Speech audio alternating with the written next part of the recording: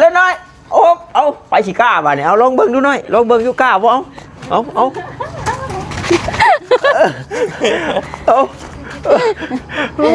แล้วเบ็ดก็หูก็บอกเป็นมาเอากินเบิ่งเอาสดน้ำมันยังได้นะเห็นน่ะใช่แต่บ่ขับเบื่อบ่ลูกใช่แต่บ่พักกันเหรอ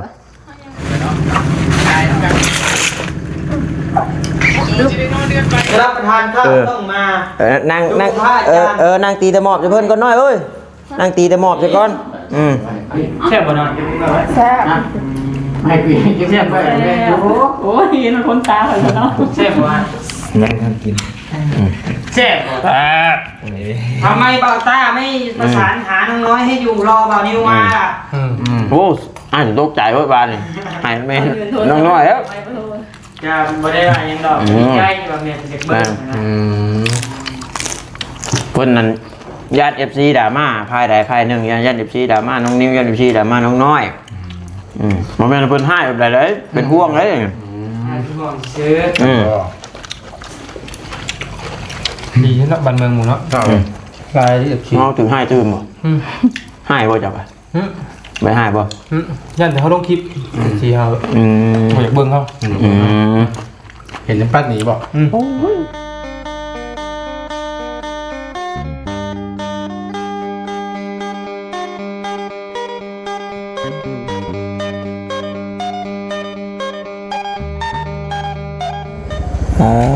ทุกเนาะ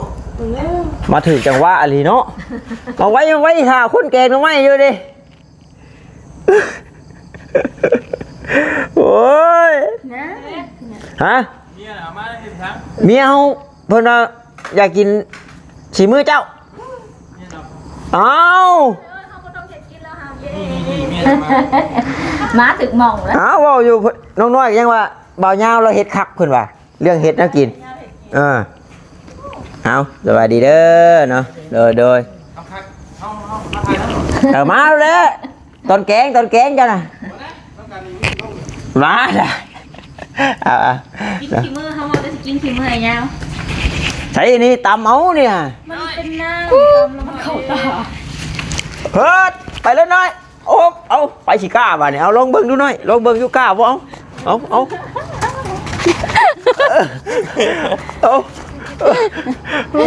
แล้วดิคอยตามเอาเลยสบายดีเอาตามเลยมาพงไปกันจีเจอเยอะวะมันเป็นน้ำผู้คนป้องก็เอิ้นให้มากูมาหน่อยมันลงกุกไม้เขาแห้งเด้อว่ะฮะมาเลยแม่ว่ะป้องนั่นง่ายเลยบ่ได้ง่ายเลยติจะพอจะมีได้ทีมงานเนี่ยเปิดมาแต่เช้าผู้มันเช้าเลยมาเช้าแม่ว่าตื่นกันว่าตื่นกับพ่อแม่โยงธรรมะคือน้องรถอยู่แม่มานะพาฮ้อนขนาดด้วยฮ้อนบ่น้อยพ่อน้องเนาะเดี๋ยวว่าอ้ายว่าท่านสิแก้ออกซะตัวนึงไปมันบ่ฮ้อนมันถึงชุ่มเย็นลายโตแท้เจ้ามาใหม่นะฮะขอบใจจ้าว่าแม่เพิ่นว่าหวานครับขอบคุณค่ะขอบคุณค่ะมาชิมมึงดูชิมโอ้ทำไมอันนี้เพิ่นว่ามันจืดไว้เนาะชิมเลยชิมมาเลยอย่าถือปากชิมไหมจ้ะก่ะอย่าถือปากเลยฮ่าจ้ะหานเจ้าเวิ้งอ้ายต้มนะแซ่บเลยสุดยอดเลยเบ็ดก็หูก็บอกเป็นมาเอากินเบิ้งเอาสดน้ำมันยังได้นะเห็นน่ะใช่แต่บ่ขับเบื่อบ่ลูกใช่แต่บ่พักกันเหรอจะพอจะเป็นอะไรเนาะเทียบเป็นไผ่เทียบบันโคกนี่ไผ่เทียบบันโคกนี่ตำยานางบ่ใช่พริกกับข้าวเบื่อเว้ยไผ่บันโคกนี่ความผิดเท่านั้นจะสิใส่บดไงบดกากนะจะสิแปลเขาเบื่อแล้วก็ฮอนได้เพิ่นจังบ่ให้มันฮอนมันกากเป็นกากคือเก่าคือยานางแป้งอยู่คิดนึงยาดอกจ้ะต้มไอ้ก็ต้องมาตำเอาพี่น้องเนาะจังใดก็ขอกราบทักทายสบายดีเด้อพี่น้องเด้อเนาะ FC กันเบิดสุขสู่คนพี่น้องเนาะบ่ว่าอยู่ทาง ฝั่งลาวฝั่งไทยหรือว่าทางต่างประเทศนำพี่น้องเอ้ยก็ยินดีต้อนรับเข้าสู่ช่องของเบาตาบ้านเฮาคือเก่าเด้อพี่น้องเด้อเนาะตอนนี้ก็กำลังต้มกำลังแกงหน่อไม้อยู่เนาะเดี๋ยวถ้าเรารุ่นเราส้มเบิ่งเนาะเอ้ยจะคิดได้กินจักโมงแล้วมื้อนี้ยังต้มอยู่ยังตำใบบักบักบวบก็ถึกอยู่เนาะนี่ก็แม่น้องน้อยเพิ่นว่าให้มันนูนๆทั้งนี้ว่าซั่นมื้อวานนี่มันนูนๆทั้งนี้เพิ่นเนาะแล้วก็ไล่เช็ดไล่ทำความสะอาดเรียบร้อยแล้วบ่อย่าให้มันกระแดงแห้งเด้อมันกระแดงแห้งบ่ได้ไปใส่พี่น้องเนาะถ้าให้เอาไม้สุกแล้วเนาะลงที่ห้องอึดบ่ ทางนั้นก็มาเลยพอดีเลยนิ้วเอ้ยพอดีเลยน้องเอ้ย เยี่ยมบ่ได้บ่หน่อย ได้อยู่มามือได้มาพอดีแกง มามือได้ มาได้2มื้อแล้ว มาปรุงเลยบัดนี้ไว้ มาเลย ได้แล้ว 3มื้อแล้ว ได้สร้างบริเวณเปียกบ่มือ สร้างบ่ได้มามึงโอ้ใส่กันวาดนี่เดือดทึก ใช่แบบได้เลยนะ ปอโธ่ก็ให้กันสิว่าบ่วาดนี่ ข้างหน่อยเลย สร้างหน่อยเลยสร้างถอยทับจักถอยทับเรื่องสาเหตุอย่างแหละแล้วก็มีเรียกเราปรุงเลยเด้อปรุงเลยเด้อปรุงเลยเด้อเฮ้ย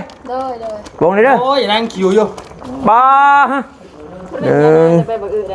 2 3 อายุคนนี้ 5 6 7 9 10โอเค เอาไว้ในหันเล็บ ตัด ปรุงใช่น่ะ เอาถ้วยเอาบวงมาบาดนี้ ตำจะนั่งคนเดียวตำแดกไว้ เอาลงตัวนี้ฮอดไปเดี๋ยวไปเอาอันนักกินก่อนเนาะ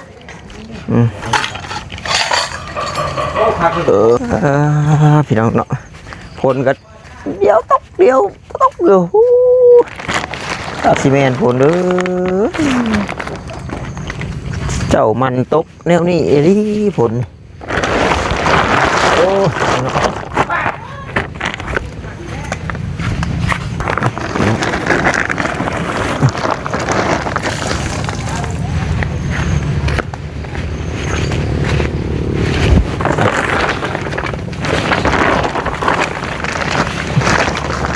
ซีลา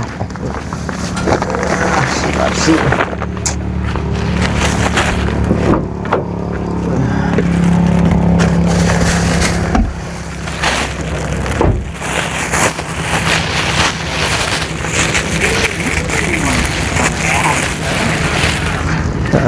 ยังอ่ะ ฮะลาบ ชื่อเครื่องแล้วตอนนี้มันบ่ได้ชื่อแล้วนิดหน่อยยังอยู่โอ้เงินเท่าไหร่กันแล้วต้องเตือน เลยกินเลยเงินให้ฉันกินบ่แดก ปูแม่ปูชาด พูดในเรื่องดูกัน ไหนเฮือนน้อย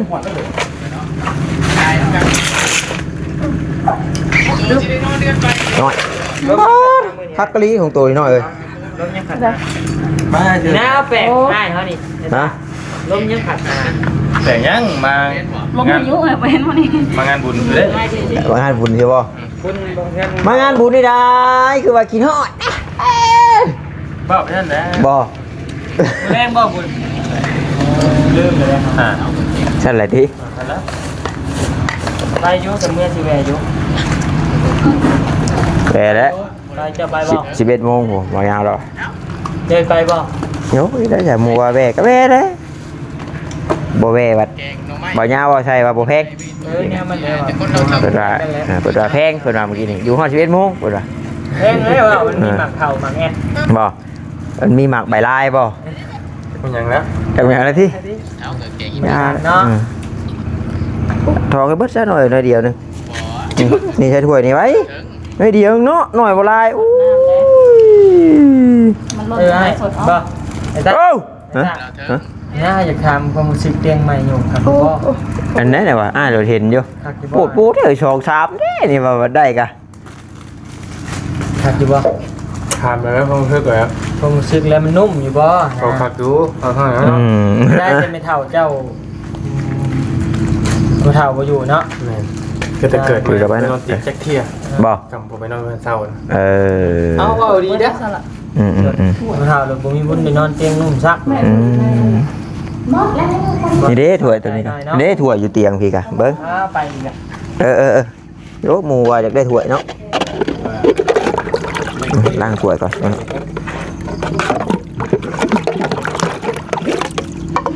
ขึ้นมื้อนี้บอกอะไรไปบุญขึ้น กล้องกับมืดๆในเด้อพี่น้องเด้อเป็นยังไงคือรุ่นน้องวันกันถึกเมื่อคืนนี่สรุปแล้วเป็นของไผนะ บ่แม่นของเฮาแหละ โน้ เฮากันบ่แม่นบ่ โลดนะว่าบ่กิ้งบ่เกือกมาฮอดพี่นะบ่เฮ้ยบ่ได้ก็ว่า จนว่ากลุ่มจนเสร็จจนว่า จนบ่ได้อาบน้ำเด้จน10 โมงเมื่อคืนนี่ป้าพูดแท้นี่ว่า เข้าได้ผู้เดียว เนาะรุ่นจักแล้วได้ว่าอยู่ปริศนาเลยเห็นอยู่หมู่ลงก็มีอันขี้ตัวบ่ได้ก็ได้บ่มีตัวจริงก็คือ เขียนอยู่เฮาได้ไงแต่แน่ว่าบ่แม่นของเฮาเด้อว่าใส่หยัง ความรู้สึกบ่นี่ความรู้สึกล้วนๆบ่นี่ เลย อ๋อ แบบเว้านิ้ว ไปเงินน้องโบอยู่บ่หวายมันก็ขึ้นแล้วเนาะคน โอ้ยเว้า หลุดก็ต้องตบกันคล้องข้อไก่ ว่าอยู่เป็นน้องนิ้วนี่ชั้นแลเบิ่งนี่ว่าขับรถนี่ชั้นแลหัวใจเต้นแลนี่ว่า หมูเว้าเลย โย แนวว่าหมู่ว่ายังก็ มีสิทธิ์รุ่นอยู่ดิ มีชิดรุ่นรถอีมอมบ่ได้แม่งพ่อ บัดเฮาน่ะรุ่นน้ำหมู่ชื่อว่าไผจะได้เพราะว่าบ่ได้มีชื่อเฮาเลยเด้ก่อนนี่ มีชื่อเขาพ่อ บัดผู้น้องนิ้วบัดมีชื่อเฮาน่ะรุ่นชื่อว่ามันสิเป็นของไผเฮาน่ะแต่บ่เฉลยจักเทื่อเดียวนี่ ยังไม่เฉลยอยู่บ่ ยังอยู่ ยังอยู่ได้คลิปนั้นบัดไปเบิ่งแล้วน่ะบ่ได้มี ดึกๆมาเสร็จมาหานิวมาหาเฮาน้องนิวเจ้าบ่มาเงินน้องโบบ่ เอา ไปแล้วว่ะอันนอนก่อนว่ะโอ้เฉลยแม่บอกว่ามือเปลี่ยนเป็นมืออื่นไปแล้วว่ะ นี่ชาตินี่ แม่ครับก็ครับ ไปบัดนี้ครับอธิบายอยู่ไหนปะมันมีแล้วหน่อยไปซะเอา นั่งเดี๋ยวกันก็ได้นั่ง ก็ตา เฮ้อ เป็นในคลิปคือว่าอัน FC อันโทรมาให้จะบอก โธ่ให้แล้ว ใครยังไงเห็นยังอยู่ตรงนี้ ฝนอยากเบิ่งน้องนิวกับน้องน้อย บ่ เหลือใจบ่ได้เบิ่งน้องนิวกับน้องน้อยหวาน บอกมาพี่น้องก่อนจะรับประทานข้าวต้องมา นั่งนั่งตีตะหมอบจะเพิ่นก่อนน้อยเอ้ยนั่งตีตะหมอบจะก่อนเฮ็ดยังบัด เทวดาองค์สุดท้ายลูกไปนี่ บ่มีองค์อื่นแล้วบ่นี่ บ่มีแล้วตายไปแล้ว โอ้ เหลือแต่ข่อยแล้วผู้เดียว แล้วจ้ะ องค์เดียวขารอดเลย จำพ่อ จะเห็นบ่ใน TikTok นะ จำพ่อแล้วอ่ะ องค์เดียวลง ผ้าผลจังบ่เป็นฤดูบ่เป็นย่ามบ่เป็นหยังเดือนคู่มือนี่ บักอันนี้ที่เป็นเทวดานี่ มืออยากท่วมก็ท่วมมืออยากล้นก็ล้นน้ำก็ได้ เอาอิ่มเลย คนผู้นี้เอาก็ดีเลยสำอิ่มแล้วก็ได้เลยฮะยาเพิ่นแล้วน่ะแล้วใหญ่แหละเอิ้นหลายหน่อยให้ได้คนนั้นน่ะ เขียนเนี่ยเนาะ เฮ้ย แต่งหมด ขอตัวจัดจานเลยยก ลาบชกเข่าได้ ที่ โอ้ยกระเจ้าของเฮือนกระจกให้เพิ่นกินในครัวน้อยเอ้ยแต่งงานน้องงานดอกเนาะ จะพันในสุดหนึ่งบ่ สุดหนึง โอ้ พูดดีได้ ก็ เนาะ หยอดแห้ง เฮ้ยหรือคือแบ่งมาแต่งงานงาน งานแล้วปกตินะฮะ ห่านกูกบเจ้าแล้วนี่น่ะ กูบอก บ่มาตัวนี้ยับขึ้นนี่เธอ ห่านกูกบลาบแซ่บจะเว้าห่า กู เออ เฮ้ย เอาลงบนทอง หนองบัวทองเผือแซ่บอันน้ำตกเผือน้ำตกกันดิ บ่แม่นกบหมักซิงกบ เอากระกุกตะกบ มาเลยกระโดดตะกบ ตรงข้ามทั้งแม่บ้านเราบอก กระเม่นแล้วว่าเผือห้านเล่าไผก็ว่าแซ่บแมันบอกเผือน้ำตก ผมยังว่าเพื่อผมยังมาลาบหลาย ยาใช่ ลาบลายหั่นใกล้เงินเท่าเด้อเนาะไอ้ยาวมื้อนะฮะ จำน้อง เคยไปกินข้าวอยู่ จำน้องเบลมาเพิ่นก็ว่าห้านแม่ย่าเพิ่นแล้วผู้หนึง หั่นป้าเอาลังสีบุญเงินแม่ไงร้ายอ่ะนะฮะ คักบาดมานะนั่นก็ได้ กินแล้วลูกแม่หา เด็กน้อยก็บ่ได้อยู่น้ำหมู่ได้ออกแสงได้กินข้าวมื้อใดก็บ่ห่วมพาเนาะกินข้าวมื้อใดก็บ่ห่วมพาน้อยก็ออกแสงแน่ว่ะ ก้อยจะได้มาหาวันอีกรอบแล้ว โอ้ย เนาะ มันเฮ็ดบ่คือโหดเนาะ เราไปหากันมาแหละเนาะเมื่อกี้ แล้วแม่กินแล้วก็มา เอาลงมาไหมเนาะกินไหมอิ่มเลยให้อิ่มแล้วก็จับกล้องค่ะเอาจับกล้องอยู่พี่ก็ได้เป็นพาเตมีเอา มันแนมมึงตัวใดก็คือโมเมนต์ของเฮาจังอันนะ ยาดอกช่างมาลงมือลงมิมาโอ้ยเอาลายน้ำพูบ่อย่างนึงมาเด้อพี่น้องเด้อมานี่กับแม่น้องน้อยเป็นหาน้องไม้มาสู่แกง โอ้ย กล้องจะมั่ว อันนั้นแล้วแต่ว่าบ่กิ้งมาคนอ้ายเนี่ยบ่ผ่านไงเพิ่งบ่แหละ ตัวของเจ้าสักที ยังเหลือ ใช่ป่ะเห็นโซ่เป็นของเจ้าจังไงจ้ะ ไอ้เจ้าแม่นลีนี่ ว่าดีเลยเฮาบ่มีเด้อบ่เนาะ เอาลีได้ยังเหลือน้ำเค็ดมันสิได้นะสีก็คือกันกับของไอ้ยาวซะของไอ้ยาวกับเค็ดไว้สิได้ตอนน่ะ ชื่อหรือบ่ชื่อหรือบ่ ชื่อแล้ว เรียบร้อยแล้ว เอารุ่นตาดูนเมื่อคืนนี่อุ๊ย บ่ทันติด เพื่อทำไมลงคลิปเนาะอยู่ชื่อบ่เป็น แช่บ่นอน แซ่บ ให้พี่กินแซ่บไปเลย โอ้ยเห็นคนตาเหรอเนาะ แช่บ่อ่ะ ยังทำกิน แช่บ่ ครับสาเหตุที่ว่านั่งก้นบ่ติดนี่บ่ได้ลงคลิปได้ นะบอสลงแล้วไปถามน้ำดื่ม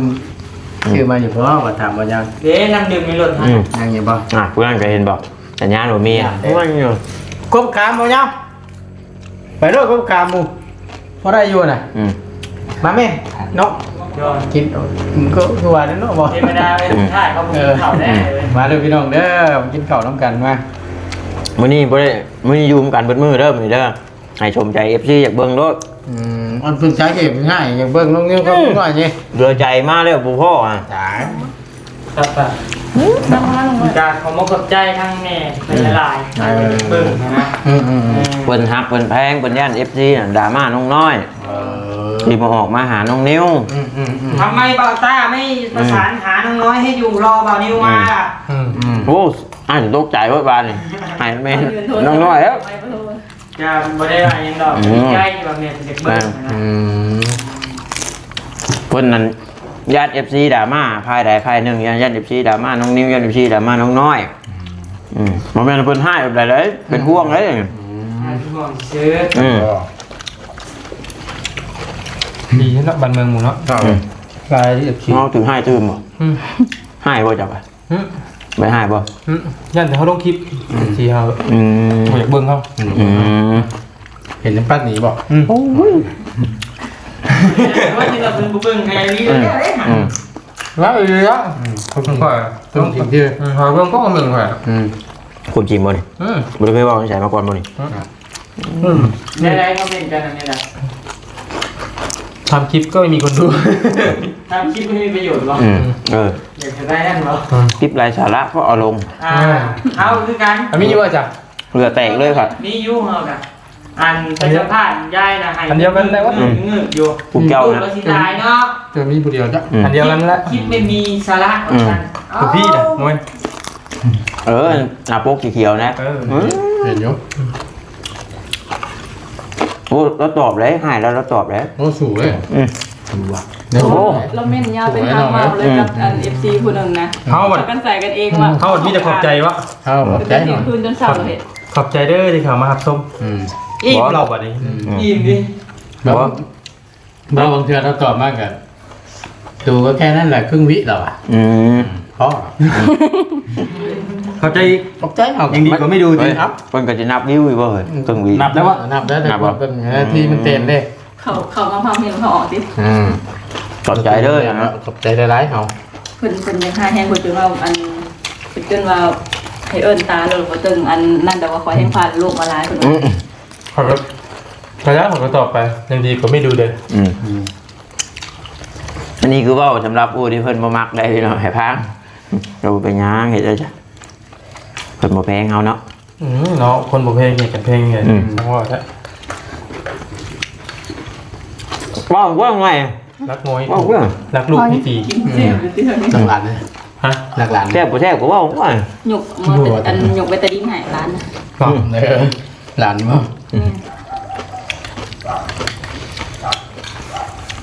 หลักอันแพงลูกจำมักตาลแพงลางจำเผาอ่ะมันใหญ่มันน้อยลื่นกันจำได้จ้ะวะ เนาะ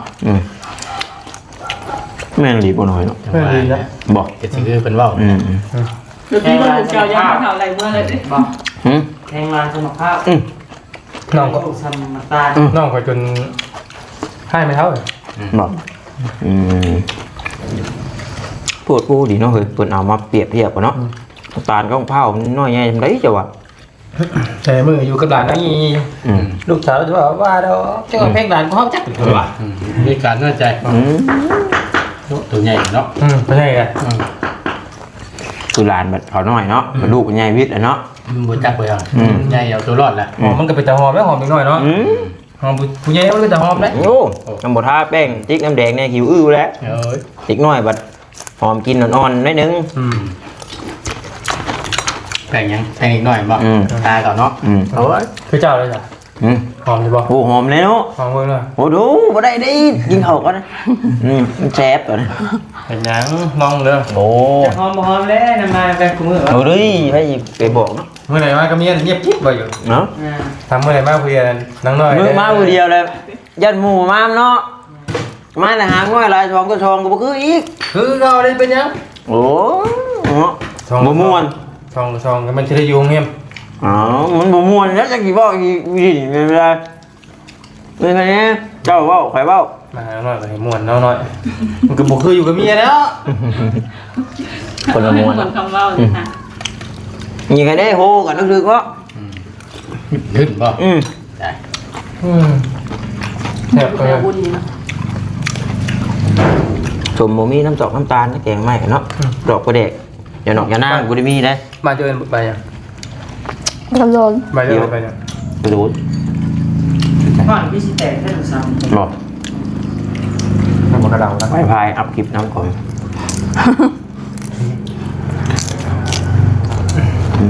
แนมหนาไอ้เลยคุณแนมหนังนิ้วคนที่เจ้ามัด ถามดูบริเหตุพ่อกันนี่โดนรู้สึกแบบใด ก็สามทางก็ง่าย โอ้ยไอ้กับโลกข้างหลังคือเก่าแหละบ่เห็นไหมกินฮอดอยู่บ่ โอ้ขินฮอดแล้วไปมาหาลายมือ แล้วก็กินข้าวแซ่บบ่นิวมานั่ง นั่ง ว่านี่เด้มาเลยคือบ่มา เอาเข้ามาแล้วเจ้าบ่มา ว่า ใช้มาเลยว่านี่ เข้ามาแล้วแต่เจ้าทันได้มาเฮาก็เมื่อ ซื้อนี่ก็บ่มา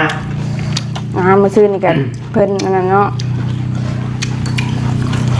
น้อยชุดได้ที่ให้ได้อธิบายเคลียร์กันในชุดได้ทำบ่ทำนี่เนาะเอาดิเถียงกันทำนี่นี่เพิ่นให้ได้สุดแล้วพอ เอาสาเหตุบ่ได้เด้ท่านอ้ายก็บ่ยืนโทรศัพท์ให้แม่เจ้าปรับแล้ววานนี่บ่จักควรสิตอบลูกบ่ได้เด้จังนี่ว่ะ